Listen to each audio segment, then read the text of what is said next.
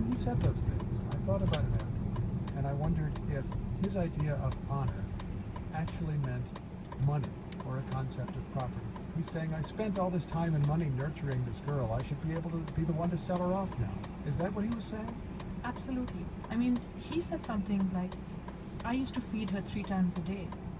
You know, you feed animals 3 times a day as well. He didn't look at her as another human being. You asked him where it said in the Quran that he could kill her. Although he turned it around on you and said, where in the Quran does it say she can run away? Yes, and at that point, I chose not to argue with him because I was extremely angry. Because these men get away with saying that this has something to do with religion, when it absolutely has nothing to do with religion. You know, I mean, one of the most interesting things about the Muslim faith is that when a woman is getting married, a cleric has to ask her 3 times if she agrees to that marriage. If she hesitates even once, he is not to marry her off. So how can that religion condone honor killings? What are we to make of this case that you explore? Because you point out, it's a best case scenario. There are laws against this sort of thing. There were local authorities willing to try to enforce the laws. In the end, nothing happened. Where does that leave Pakistan? Where does that leave women? Well, the film has created quite a stir in Pakistan. The Prime Minister came out and said that he wanted to work on the issue of honor killings, and he has since then met with me. He has spoken to members of his political party. They are going to be working to plug the loopholes in the law, making sure that there is no forgiveness in cases of honor killings. You know, I think that the Prime Minister was inspired to come out and speak about this issue, saying that there is no place for honor killings in Islam and that we must make that clear to everybody. So the solution that's envisioned here is telling judges you can no longer dismiss these cases. You Absolutely. can't just take a little testimony and let it go away. So if this law passes, honor killings will be a crime against the state, not against an individual, which means that the state has to prosecute, and you cannot forgive. Although I'm just thinking of the justice system in Pakistan, a lot of things can go wrong there. A lot of things can go wrong, but Steve, if in a town 3 or 4 people go to jail for it, the 5th person will think twice before shooting somebody in his family. Which is the opposite of the situation now. You interview the father after he's released from jail, and he effectively says, I got away with this, and now I know my other daughters will behave. Not only that, he's a hero in his community because he walked away free. Now, had he spent his lifetime in jail, the men who live in his neighborhood would have thought twice about doing this to their daughters, to their wives. But now they too know that if they go ahead and kill somebody in their family, that they will walk free. It is a very, very bad sign to send to people, and one that needs to end very quickly in Pakistan. Sherman, thanks very much. Thank you. Her Oscar-winning documentary, A Girl in the River, airs tonight on HBO. It's Morning Edition from NPR News. I'm Steve Inskeep. This is 89.3 KPCC, Pasadena, Los Angeles, a public service of Pasadena City College, a global community college for the 21st century. Learn more at pasadena.edu.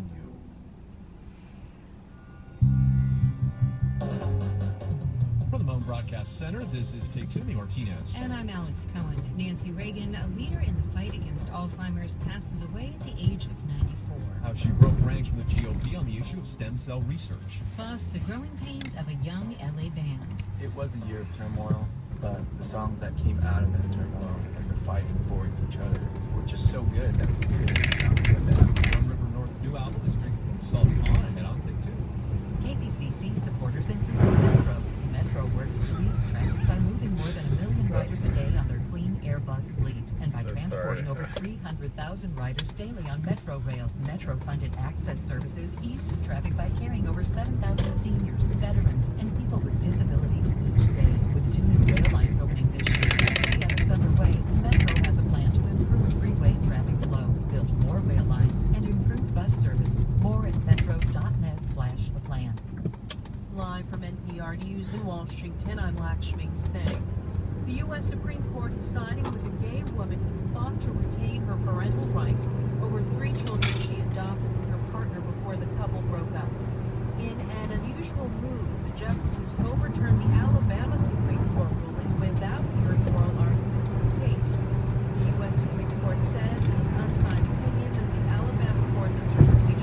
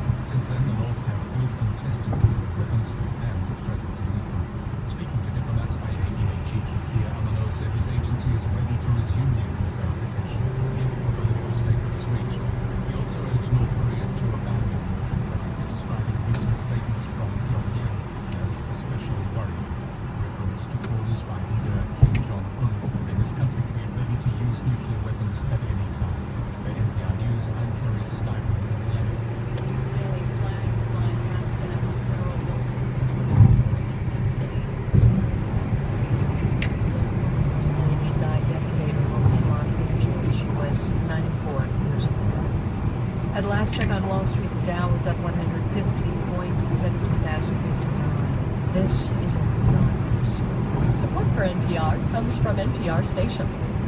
Other contributors include Chevrolet, with the all-new 2016 Chevrolet Malibu, for connecting the heart and the eyes through styling, body lines, and stance to create an all-encompassing midsize car.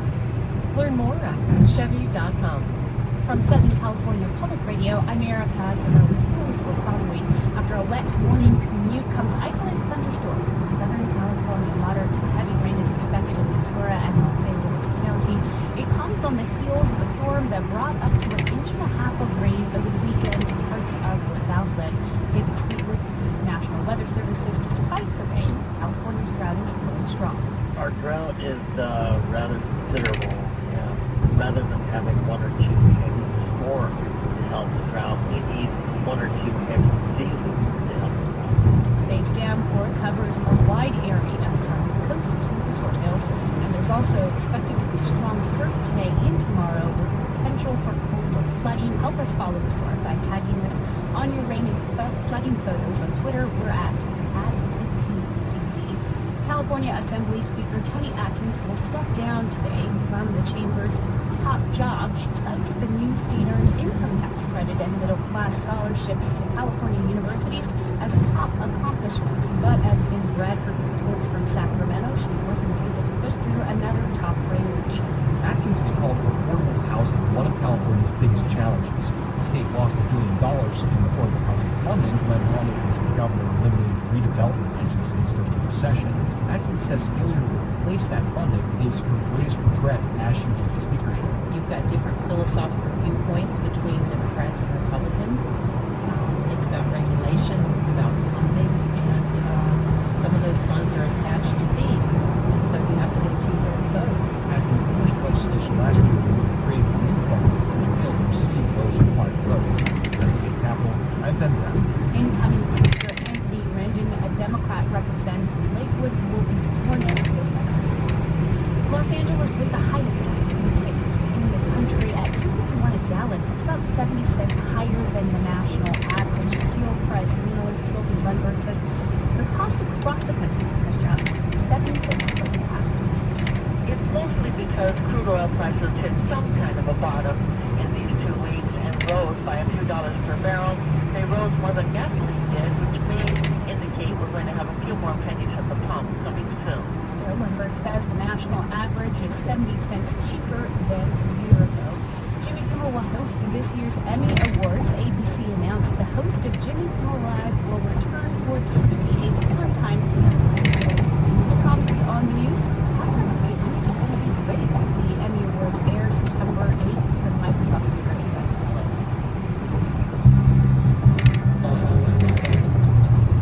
From Southern California Public Radio, this is Take Two. I'm Alex Cohen. And I'm Martinez. Thanks for joining us. Frustrated by a backlog, one judge suggests underage immigrants be taught to represent themselves in immigration court. That has advocacy groups crying foul. That's ahead. Plus, a new crop of young people are entering the workforce, and they're turning to their smartphones for help. A Generation Z approach to employment. First, though, remembering former First Lady Nancy Reagan. She died this past week in heart failure in Bel Air, California. She was 94 years old. Before she was the First Lady in the White House, she was also the First Lady of California. For more on how the Golden State shaped Nancy Reagan and how she shaped it, we turn now to Leslie Massey, professor in the Department of Government at Kent State Sacramento. Welcome to Take Two. Hey, thank you very much. Before either Nancy or Ronald Reagan had a career in politics, they both, of course, had careers in Hollywood. They met for the first time at Rue's, a very fashionable Hollywood eatery on the Sunset Strip. Can you tell us a bit about the circumstances behind their meeting at first? Sure. Well, Nancy Davis at the time was an up-and-coming actress, and somehow her name appeared on one of the lists of the blacklist for actors and directors involved in the whole kind of communism scare. And it wasn't her, it was a different Nancy Davis, but she was afraid her name on a list somewhere would make it impossible for her to work. So she really desperately wanted to meet Ronald Reagan, who at the time was, president of the Screen Actors Guild, and get it cleared up. And eventually, the two of them wind up getting married in 1952 at the Little Brown Church in the San Fernando Valley. When Ronald Reagan began to transition away from his career in Hollywood and into this career in politics, it seems by all accounts he was very gung-ho about it. How did Nancy Reagan feel about that transition? Yeah, she was very hesitant at first. And part of that was she was very defensive and protective of her husband, and she was afraid if he entered the political world, he would be attacked, and she hated to see people attack her husband. She eventually warmed up to a life in politics, though, as we saw play out, and I was reading about her, those kind of first initial years as a politician's wife in California. What role did she play in those early years as part of Ronald Reagan's political machine?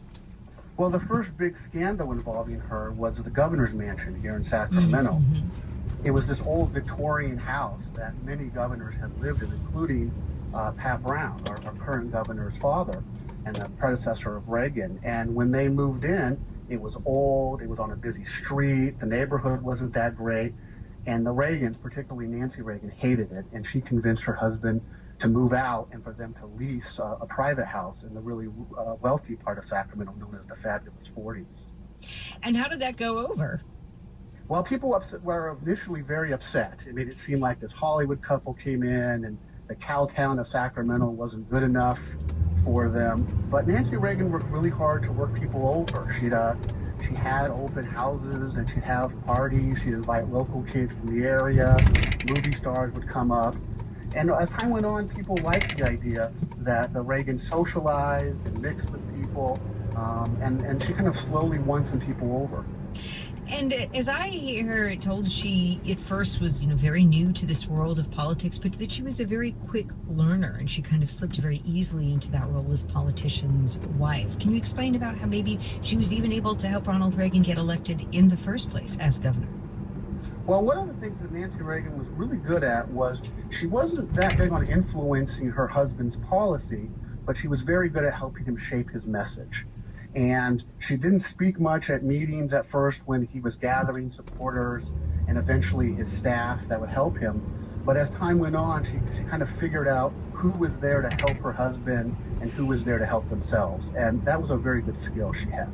And let's talk a little bit about the timing of all this, too. Ronald Reagan announced his candidacy for governor early in 1966. It was a very volatile time for this country and for Southern California. You had the Watts riots or uprising just the year prior. What was the climate like for Ronald Reagan's campaign, and how did Nancy factor into that? Well, what Reagan did that was very smart was he focused on the two big problems going on in California, and that was the Watts riots and also the student unrest at Berkeley.